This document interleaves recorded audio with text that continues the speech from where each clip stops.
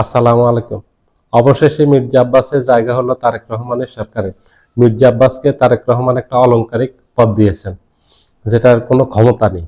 ওরকম একটা পদ দিয়েছেন মির্জা আব্বাসকে। মির্জা আব্বাসকে নিয়ে অনেক আলোচনা আছে, অনেক সমালোচনা আছে, ওনাকে নিয়ে অনেক তর্ক বিতর্ক আছে। এবং উনি যে এবারে নির্বাচনে বিজয়ী হয়েছেন, এটাও অনেক বিতর্কিতভাবে উনি নির্বাচিত হয়েছেন। ওনার উপর ওনার এলাকার মানুষই সন্তুষ্ট না। উনি ওনার নাতির সমতুল্য। এই যে নাসিরউদ্দিন পাটোয়ারি, বয়সটা ওনার নাতির সমতুল্য, তার সাথেই হেরে গেছেন। এটা কারচুপি করে, এটা ভোটার ইঞ্জিনিয়ারিং করে উনি এই আসনটা থেকে পাশ করেছেন, এটা সবাই জানেন। এটা ওপেন সিক্রেট ব্যাপার।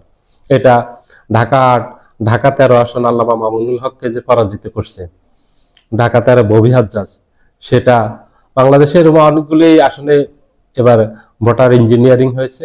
একদম এটার প্রমাণও আছে। জামাত এটা প্রমাণ সহ ইসিতে জমা দিয়েছে এবং জামাত এটা নিয়ে হাইকোর্টে যাবে।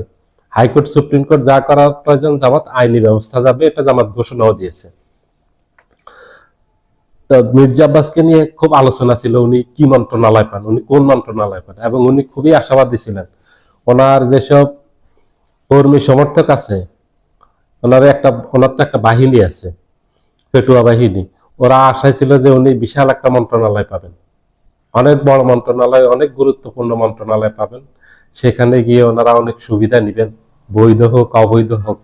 এবং এলাকাতে এই যে মতিঝিল, গুলিস্তান, মতিঝিল, শাহজাহানপুর, ওনার এই আসনটাতে এক কথায় ওর আসনের বাহিরেও মির্জা আব্বাস প্রভাব কাটান। পুরো রাজধানী জুড়ে একটা প্রভাব বলয় ওনার একটা তৈরি করবেন, ওনার নিজস্ব একটা বলয় আছে, এ বলয়টাকে আরো শক্তিশালী করবেন। তো সব আশায় গুড়ে বালি। ওনাকে একটা পদ দেয়া হয়েছে, সেটার নাম হলো উপদেষ্টা পদ। এটা মন্ত্রীর পদমর্যাদার, এটার কোনো ক্ষমতা নেই, এটার কোনো কাজও নেই, ক্ষমতা নেই। শুধু এটা হলো আলংকারিক একটা পদ। আমাদের দেশের প্রেসিডেন্টের পদ যে ধরনের, যে প্রেসিডেন্টের কোনো ক্ষমতা নেই কাউকে শপথ পাঠ করানো। এই যে আজকে মন্ত্রীদেরকে শপথ পাঠ করিয়েছে, এই শপথ পাঠ করানো, মাজার জিয়ারত করা, আর জাতীয় এই যে দিবসগুলিতে সাবার সাবার স্মৃতিসৌধে গিয়ে পুষ্পমাল্য অর্পণ করা। আর কোন দেশের রাষ্ট্রদূত যখন প্রথম নিযুক্ত হয়, তখন রাষ্ট্রপতির সাথে গিয়ে সৌজন্য সাক্ষাৎ করে, পরিচয় পেশ করে। এইটুকু ছাড়া আর রাষ্ট্রপতির কোনো কাজ নেই। রাষ্ট্রপতির তবুও এইটুকু ক্ষমতা আছে, একটু মন্ত্রীদেরকে শপথ বাক্য পাঠ করানো, প্রধান বিচারপতিকে শপথ বাক্য পাঠ করানো, এতটুকু কাজ আছে। উপদেষ্টাদের ওই কাজও নেই। এবং এই যে প্রধানমন্ত্রীর উপদেষ্টা হিসেবে নিয়োগ দিয়েছে এই মির্জা আব্বাসকে, ওটা আর কোনো কাজ নেই। রাষ্ট্রপতির তবু একটু গুরুত্ব আছে ওই শপথ বাক্য পাঠ করানো, এখানে ওই কাজও নেই। এখানে হচ্ছে বসে থাকেন, আপনার ওই মন্ত্রীর পদমর্যাদা দিছে, গাড়িতে একটা ফ্ল্যাগ উড়বে মন্ত্রীর, অন্য মন্ত্রীরা যেভাবে ফ্ল্যাগ উড়াই চলেন, উনি ওই ফ্ল্যাগটা উড়িয়ে চলবেন, আর ওনার কোনো কাজ নেই, শেষ। ওনাকে দিয়েছে তারেক জিয়া বুঝে শুনে, এটাতে মানুষ সন্তুষ্ট হয়েছে। কারণ উনি যেই ভাষায় উনি কথা বলেন, খুব ভয়ঙ্কর ভাবে উনি কথা বলেন, মানুষকে খুব হুমকি দিয়ে কথা বলেন, এটা মানুষ পছন্দ করে না। এটা বিএনপির সিনিয়র নেতৃবৃন্দ বুঝছেন, তারেক জিয়া বুঝছেন, যে ওনাকে যদি মন্ত্রী করা হয়, কোনো মন্ত্রণালয় দেওয়া হয়, তাহলে ওখানে কি পরিণতি হবে বর্তমানে, এটা তারেক জিয়া ভালোভাবে বুঝছেন। জেনে বুঝে ওনাকে ওই উপদেষ্টা পদটা দিয়েছেন। আমাদের দেশে যেমন ওই বিভিন্ন কমিটি আছে, বিএনপি অথবা আওয়ামী লীগের, যে সহসভাপতির কোনো কাজ নেই, কোনো গুরুত্ব নেই, এটার কোনো ক্ষমতা নেই। এই উপদেষ্টা হলো ক্ষমতা ছাড়া একটা পদ। তার থেকে গুরুত্বপূর্ণ যেটা দিয়েছে নজরুল ইসলাম খানকে, অত্যন্ত গুরুত্বপূর্ণ একটা পদ দিয়েছে, সেটা হলো প্রধানমন্ত্রীর রাজনৈতিক উপদেষ্টা। এটার অনেক গুরুত্ব আছে, এটা যে কোনো মন্ত্রীর থেকে এটার গুরুত্ব অনেক বেশি। এটা যে কোনো পূর্ণমন্ত্রীর থেকে নজরুল ইসলাম খানকে যেই পদ দিয়েছে, সেটা হলো তারেক জিয়ার রাজনৈতিক উপদেষ্টা। ওটা মন্ত্রীর পদমর্যাদার, ওটা অনেক গুরুত্ব বেশি, কারণ উনি সবসময় তারেক জিয়ার পাশে থাকবেন, এই গুরুত্বটা আছে। রুহুল কবির রিজভী, ওনাকেও মন্ত্রীর পদমর্যাদা উপদেষ্টা হিসাবে নিয়োগ দেওয়া হয়েছে, ওনারটাও গুরুত্বপূর্ণ। কিন্তু গুরুত্বহীন হলো এই মির্জা আব্বাসেরটা।